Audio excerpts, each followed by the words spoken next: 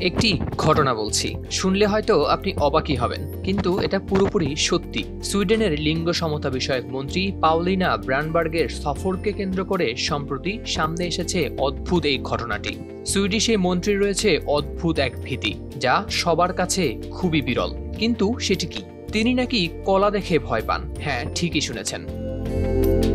এবার হয়তো আপনি ভাবছেন, এ আবার কেমন ভীতি? বলছি, এই ভীতি পরিচিত ব্যানানাফোবিয়া নামে। এটি কলা থেকে ভয় পাওয়ার একটি অদ্ভুত এবং দুর্লভ রোগ। মন্ত্রী নিজেই জানিয়েছেন যে তিনি এই সমস্যায় আক্রান্ত। এর ফলে তার অফিসে কলা রাখার ক্ষেত্রে রয়েছে কঠোর নিষেধাজ্ঞা। মাঠের অলরাউন্ডার আমি, আর ঘরের allrounder Tylox. Tylox toilet cleaner, clean মানেই টাইলক্স। স্থানীয় সংবাদ মাধ্যম এক্সপ্রেসেনের বরাতে বিবিসি জানায়, সুইডেন সরকারের কর্মকর্তারা তাই মন্ত্রীর সফরের সময় নিয়েছেন বিশেষ ব্যবস্থা। তার কক্ষের আশেপাশে কোথাও যেন কলা না থাকে তা নিশ্চিত করতে তাদের ইমেইলে পাঠানো হয়েছে এমন অনুরোধ। এর আগেও 2020 সালে ব্র্যান্ডবার্গ সোশ্যাল মিডিয়ায় প্রকাশ করেছিলেন তার এই অদ্ভুততম কলা ভীতির কথা, যদিও পরে তিনি মুছে ফেলেন সেই পোস্টটি।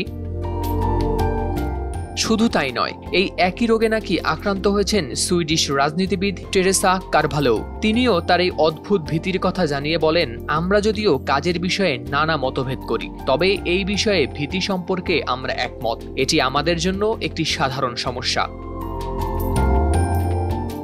এদিকে কলা ভীতি বা ব্যানানাফোবিয়া সম্পর্কে বিশেষজ্ঞরা বলছেন, যদিও এটি বিরল, তবে আক্রান্ত ব্যক্তিরা কলা দেখলেই উদ্বেগ, মানসিক অস্বস্তি বা কখনো কখনো অনুভব করেন বমি বমি ভাব। ব্র্যান্ডবার্গের অফিসের তরফ থেকে এটিকে উল্লেখ করা হয়েছে একটি শক্তিশালী অ্যালার্জি হিসেবে। মন্ত্রী নিজেও বলেছেন এটি একটি ফোবিয়া এবং তিনি এই সমস্যা থেকে মুক্তি পেতে নিচ্ছেন চিকিৎসাও। বিশেষজ্ঞদের মতে এমন বিরল ভীতির সঠিক কারণ জানা কঠিন, তবে অনেক ক্ষেত্রে এটি শৈশবে ঘটে যাওয়া কোনো নেতিবাচক অভিজ্ঞতা থেকে শুরু হতে পারে।